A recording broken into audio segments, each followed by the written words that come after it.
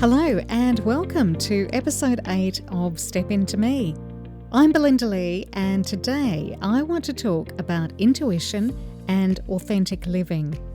Now, I strongly believe that we all possess a quiet wisdom deep inside. It's that gentle, silent voice that tends to nudge us towards our truest selves. And one of the ways that quiet voice likes to get our attention is through intuition. Those little feelings that we get, those little nudges. And learning to recognize and develop your intuition can help you tune in to what feels real and what feels right for you.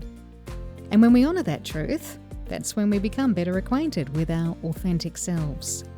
So settle in and keep an open mind because today's guest lives and breathes intuition. You define what resonates with your own soul. And you follow that, even if it looks different to what other people think you should be. Today, we are talking intuition and authentic living with clairvoyant medium Ruthie Phillips. 7 years ago, I attended a lunch in Sydney, Australia, and was introduced to Ruthie Phillips. It was just prior to my move from Australia to the UK, and my now husband and I were planning to settle in Oxford. But during the course of our lunch, Ruthie turned to me and said, "You'll move to a place outside of Oxford."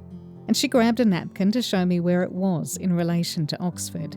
It starts with a T. It's called Fame or Thames or something like that. That's where you'll be living. Well, I thanked Ruthie for her insight, but really didn't give it a lot of thought because my husband and I are city people, and I felt fairly certain that we would be living in Oxford. Well, we moved to the UK, and after more than 6 weeks of looking, we decided to extend our search area. But we still needed a place with direct access to a train. Then one Sunday afternoon, my husband mentioned a little town. It was around 15 miles east of Oxford, and whilst it didn't have a train line, there was a station just 5 minutes drive away. So we hopped on a bus, and the moment it turned into the high street, we knew that we had found the place we wanted to live. It was spelled T-H-A-M-E. Not Fame or Thames, but it was pronounced Tame. How Ruthie knew, I have absolutely no idea. But hopefully, by the end of today's chat, we'll have a better understanding of just how intuition works. Ruthie Phillips, welcome to Step Into Me. Thank you for having me. I'm delighted to be joining you.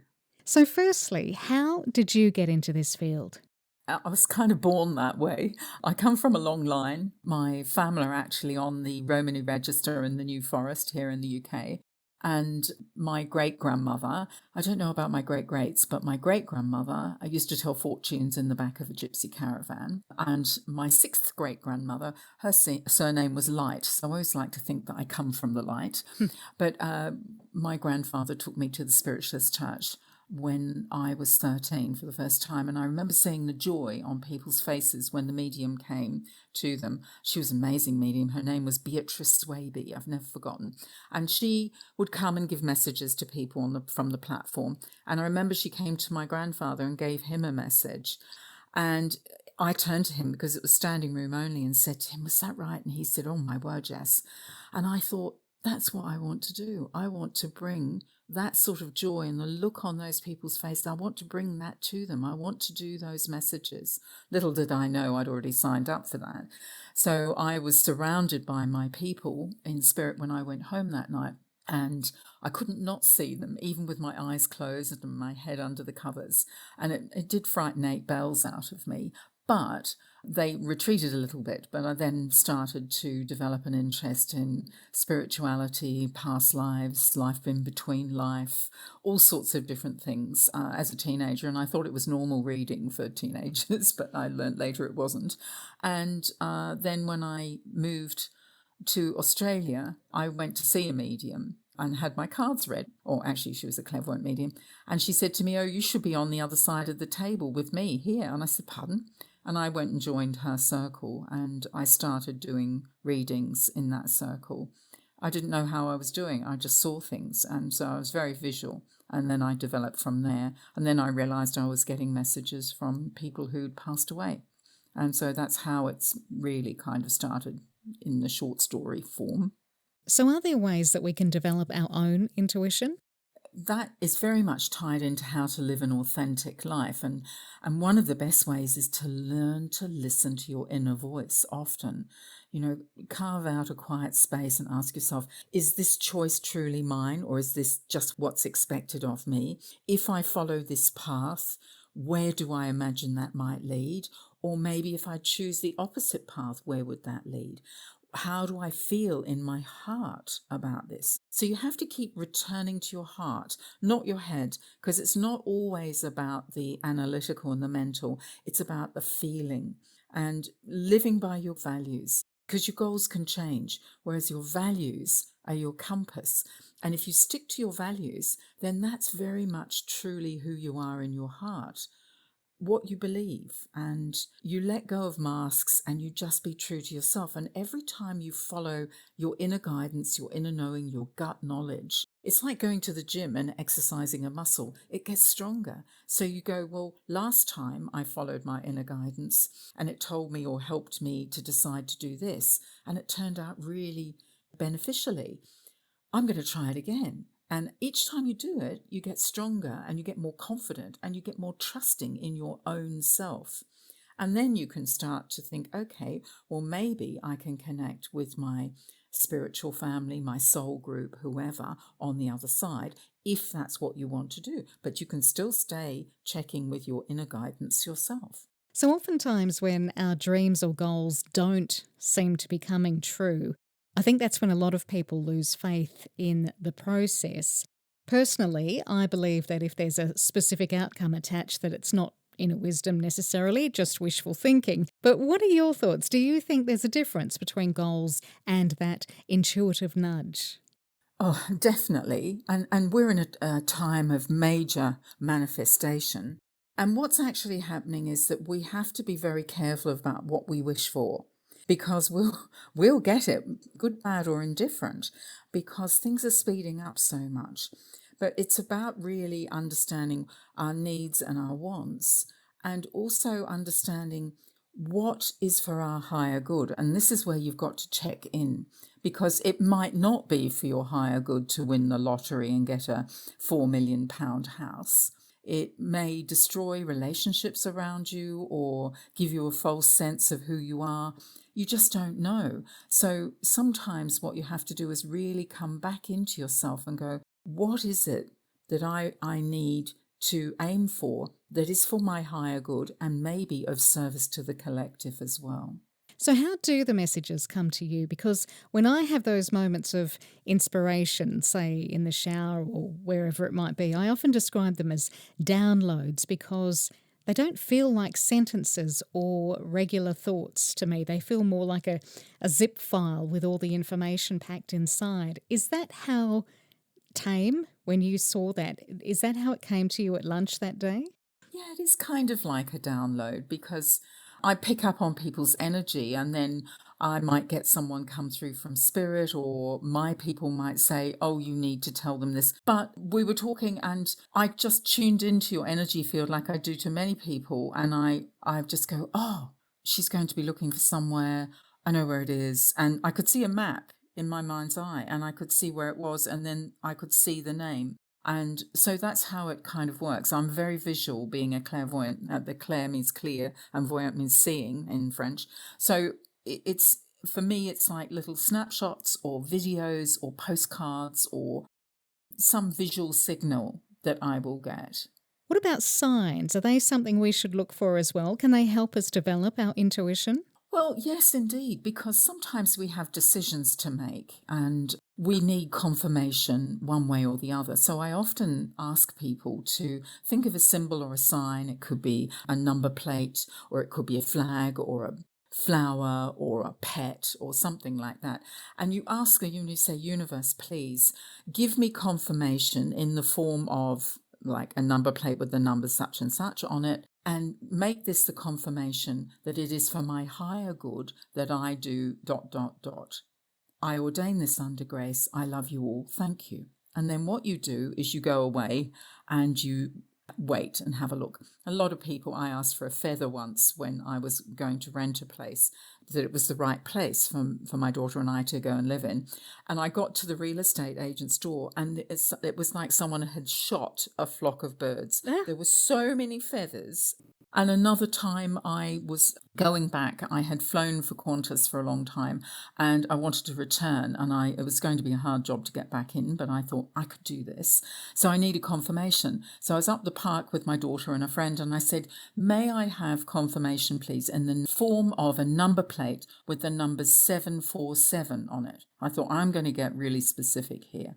We drove home, and outside my house, closer than I could park, was a car parked right outside my gate with the number 747 on it. But not only that, it had my initials before the 747.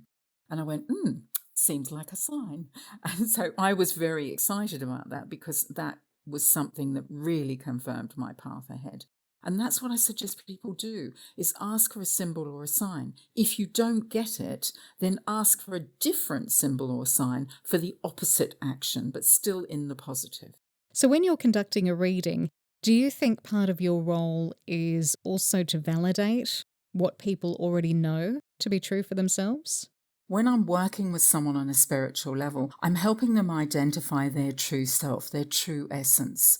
And are they walking that path, that true, authentic path that is their own one? You know, over the temple in Delphi where the oracle sat, the 2 words, know thyself. And part of what I do is help people get to know themselves so that they can tap into their own inner wisdom. They don't need to come and consult the oracle all the time, but they can check. And for instance, just before we were talking, I had a session with a client who I've known a long time, and she's developed her spiritual awareness. But she was asking me questions about her path and etc.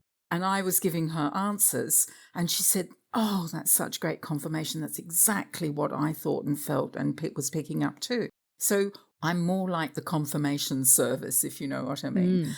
So it helps them identify their own strengths and where their gifts lie, and being true to themselves.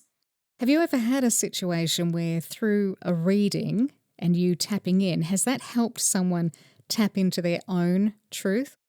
I've got a couple of clients that I've seen for a long time, because people tend to sort of stay with me and come back over the years, what I would call a top-up, if you know what I mean. And I see the change in them. I see the change. For instance, I was speaking to someone the other day who was very tight, very buttoned up, very pulled back and very strict with herself. And over the time that I've known her and been working with her, I see such a change in her. She's just mellowed and become less strict with herself and more allowing and gentle and kind to herself, and more understanding and really tuning in and doing things like going to meditation classes and seeing a counsellor and working on herself spiritually, as well as seeing me. And what a difference from someone who was in the military, who used to see me with her hair all back and in her uniform in an office. And now I see her in the morning and she's in a dressing gown with her hair wild. And, do you know, it's that sort of thing, that she's becoming more her true self. And that's the thing. Those are the people that give me joy, because they've found themselves.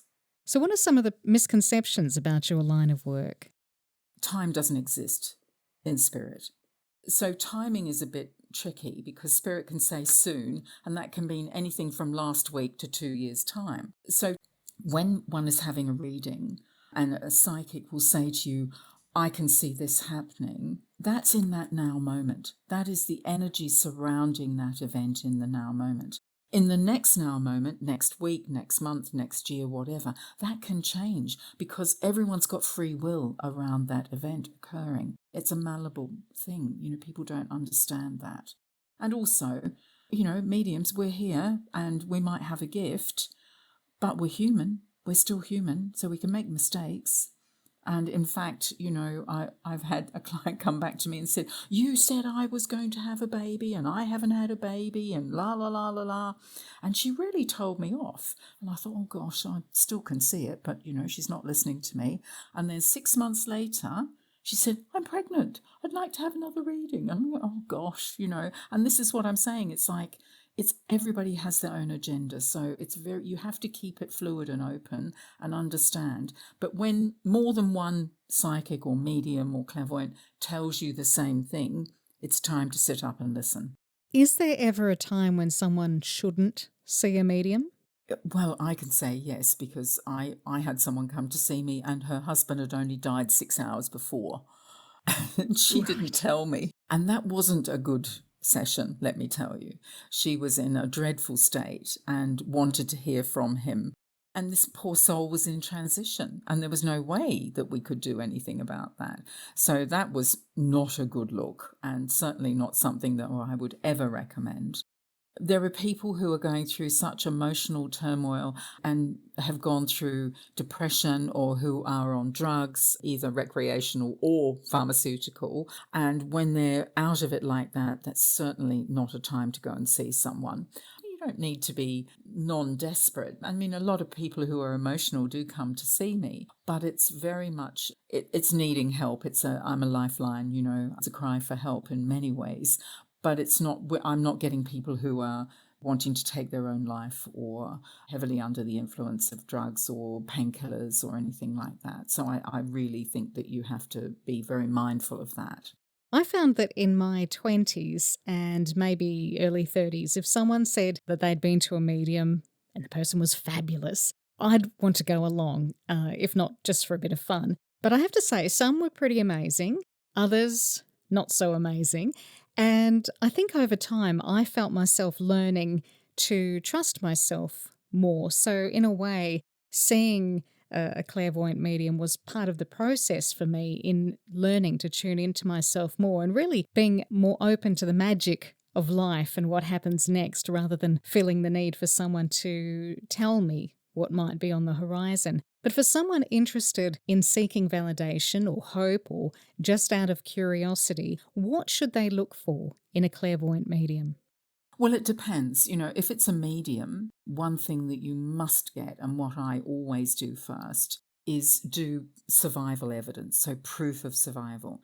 Unless it's someone I've known a long time and I know their loved ones in spirit and they know I know them, I would never say, I've got your granny here. I would say, I've got a lady here, she looks like this, she was this was her personality, she used to love to do that. I might even say, if she was a good cook, she was waving a wooden spoon. She's talking about her recipe for fruitcake and there was a special ingredient. So I would describe a lot about the person that I'm picking up on, so that there's no doubt in the mind of the person I'm reading for that this is the person that they know in spirit, that this is someone that they know and love and connect with. Or it may be someone that they don't want to hear from, but I'm still describing them and they go, gosh, I wouldn't have thought that he or she would have come through to me. But first of all, we establish authenticity. And this is the thing. You find out who it is and you make sure that your person that's having the session knows who it is before you pass on any messages. That way, you've got validity to your messages. And that's very, very important. You don't take the medium's word for it. Oh, I've got your mum here, I've got your granny, or I've got your great aunt Sue, or whatever. You ask for proof of survival. So I also want to talk to you about authenticity. And I realise that some people might scoff at the thought of a medium discussing authenticity when, in the past they've been associated with quacks and so on. But so much of what you do is centred around tapping in. And just that little experience that I had with you, it really did blow my mind, because how did you know when I certainly didn't know? I'd never heard of TAME, and I was 100% not guided by what you said that day. And it's the reason why I invited you onto the program, just to try and tap into you a little more, to find out more. So in the first instance, how do you define authenticity? For me, it's about being spiritually authentic, because, of course, everyone would know charlatans and quacks and get-rich-quick scheme people who read your cards and just tell you what they think you want to know. But being spiritually authentic to me is really important because it means living from the inside out. I'm being guided by my inner knowing, not just by rules or dogma or appearance. I'm more corporate clairvoyant than cliche clairvoyant. I do walk my talk and I'm very honest with people. And I had a client say to me the other day, I love it when I have a session with you because you give me a good kick up the fundamental and I know exactly where I'm going because I'm very much about head in heaven, feet on earth. It's no point being spiritual without being any earthly good to anyone. So that's kind of what it means to me. And we also need to be humble and grounded. Spiritual authenticity and authentic spirituality isn't about being enlightened.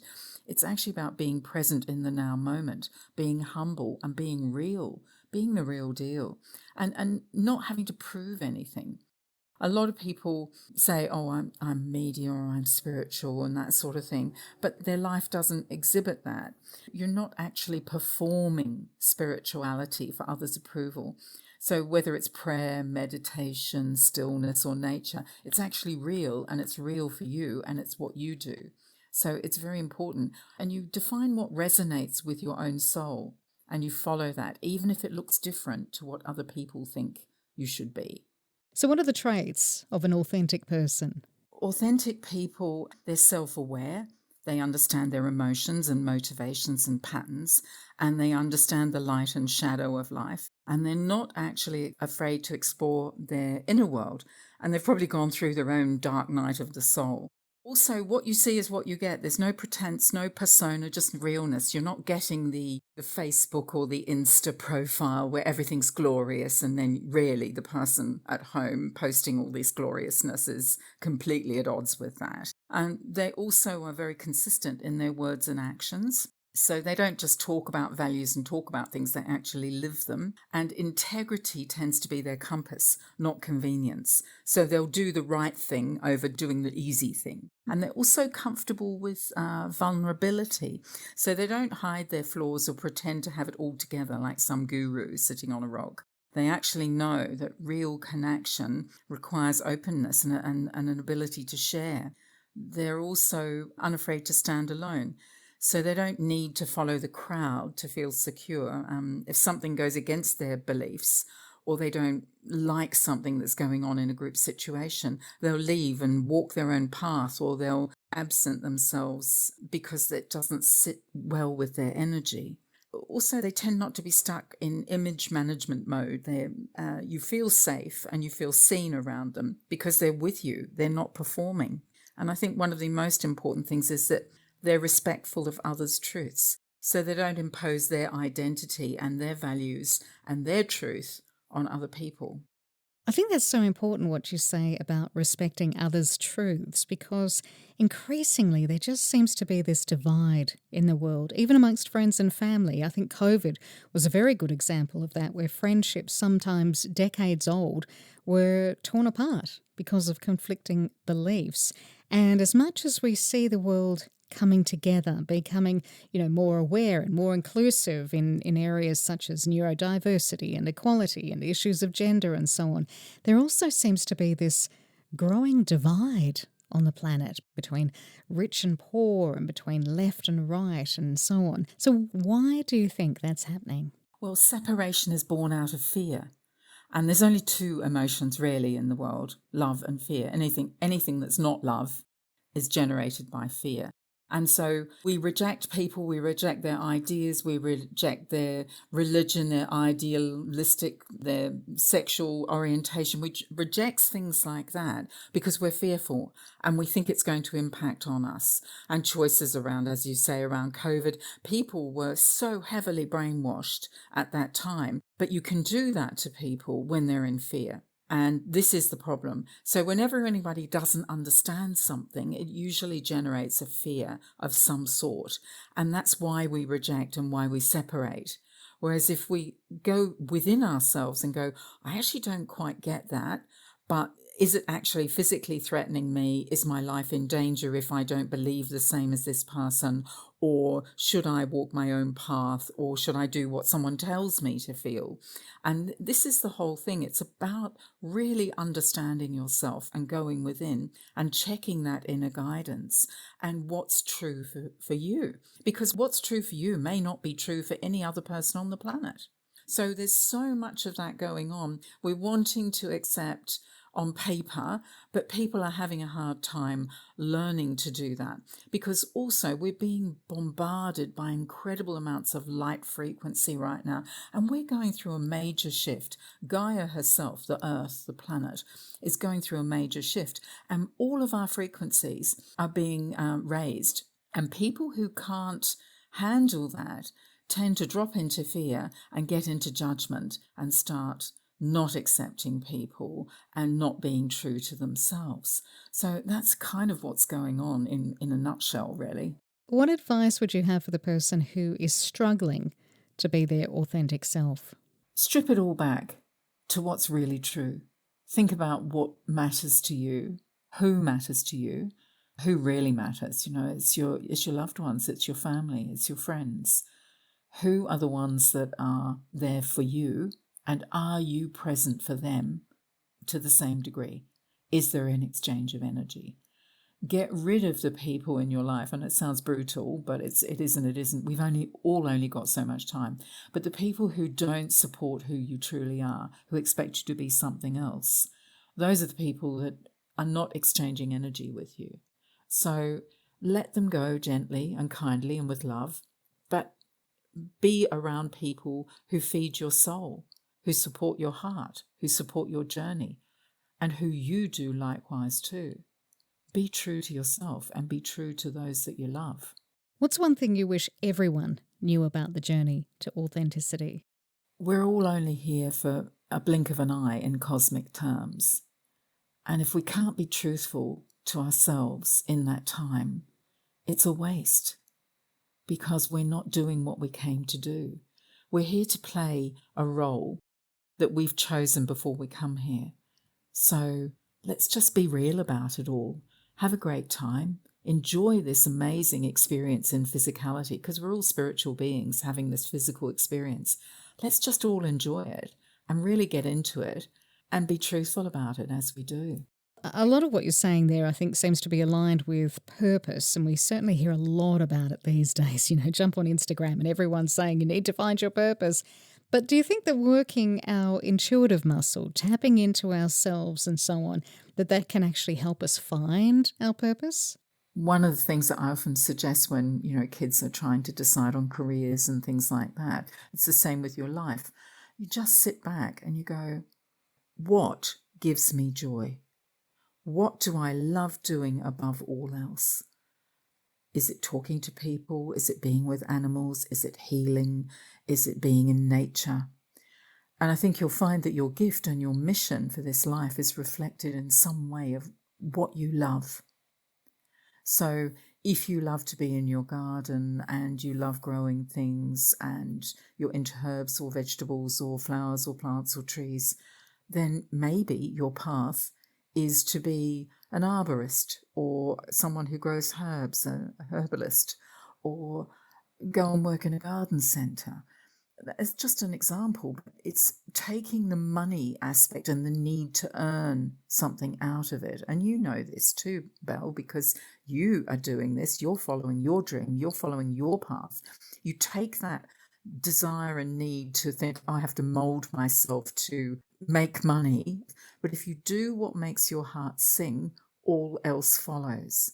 And we have to follow that path, don't we, with no set destination, but rather to have absolute faith in God or the universe or divine wisdom or whatever you want to call it, and trust that it will guide us to where we need to be.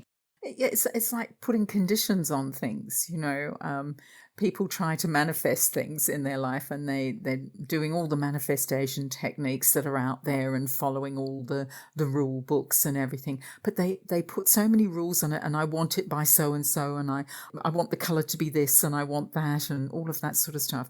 So they're actually telling God or the universe how to do it, not just what they want, but how to do it. And so it's about putting your faith in the divine, in the cosmos, in the universe, and saying, okay, well, I'll do the earthly yards on this one. Can I leave all the other stuff, the arrangement of the synchronicities, up to you guys, please? And I'm going to do that. And I know that you'll position me in the right place at the right time to do what I need to do and to meet who I need to meet and do all of that. And that's exactly how we move forward in our life, if we trust that, if we know that if we're following what's right. Because when we're following what's right, all the doors are flung open. Well, Ruthie, you live your life guided by intuition, both professionally, obviously, and personally. So what does your husband feel about that? Because I'm guessing you are the person who makes the big decisions. Yes. Poor man. He didn't know really what he'd signed up. Well, he did kind of know what he'd signed up for. But I'll give you a good example. When we were selling our house in Bath, Spirit told me 18 months before we were to sell the house the exact date that we were to show the house for the first time. We did all the hard yards, and we got the agents appointed and the photographers and everything like that. And the first viewing was on the exact date that Spirit told me. And I didn't even know at the time, 18 months before, I had to look it up, that it was a Saturday. And we had 2 viewings booked at 9 o'clock and 10 o'clock in the morning. And they told me that the house would sell quickly. And when the agent, we were whimpering at the front door when the agent came in the morning because we were so tired. And we went down the road for breakfast. And afterwards we saw the agent, and the agent said to me, oh, it went quite well. And I said, oh, that's good. I said, I feel our buyer's seen the house. And he scoffed at me. He said, oh, don't be ridiculous. It's only 2 people and I need several people interested. And I said, tell me, what was the name of the first people who saw the house this morning at 9 o'clock? And he said, Mr. and Mrs. Fear. And I said, what, Fear? And he said, yes. I said, oh, they're our buyers. And he said, no. I said, yes. I said, I filled that house with so much love, and there are only 2 emotions in the world, as I mentioned before, love and fear. And they need our house. They really need it. So I went and had a sleep after all that. And at 5 to 12, the phone rang, and the agent said, Mr. and Mrs. Fear have made an offer for the full asking price. Goodness. So my husband kind of goes along with stuff now. I bet he does. Oh, Ruthie, well, I've really enjoyed this chat, and I'm sure there are possibly people listening who might want to get in touch with you as well. You're based in the UK and Australia, and I know you offer readings and so on via Zoom as well. So how do people get in touch with you? Oh, thank you. They can go onto my website, www.ruthiephillips.com. They can email me at info@ruthiephillips.com or ruthiephillips.com@gmail.com. And I do Zoom readings. When I'm in the UK, I see people personally. When I'm in Australia, I see people personally. But I also do Zooms wherever I am. So I have clients worldwide. And I'm very good at working out time zones. And that's Phillips with 1 L or 2? With 2 L's, so RUTHIEPHILLIPS.com. Fantastic. Ruthie, thank you so much for giving us a little more insight today as to what you do and also how we can develop our own intuition and incorporate that in our journey to authenticity. Thank you so much. Thank you, Belle. It's been an honour and a pleasure. Well, I hope you got something out of today's conversation. I thought it would be interesting to just get the insights from a clairvoyant medium about intuition and living an authentic life. Remember, the journey to authenticity starts with listening, really listening to yourself and tapping in to that intuition. As Ruthie said, it's a muscle that we need to work sometimes. So if we have a decision to make or if we're just feeling a bit uneasy about something, ask yourself, is this aligned with who I am? How does this make me feel? Am I doing it for me or am I doing it for somebody else? And then really listen to yourself. Well, if you'd like to read more about this topic, if you'd like to subscribe to my Insights newsletter or send a message, please head to stepintomepodcast.com and follow the links. Thank you so much for listening. If you enjoyed today's episode, please share it with a friend, give it 5 stars and follow so you don't miss next week's episode. I'm Belinda Lee. This is Step Into Me, helping you find the courage to be true to yourself.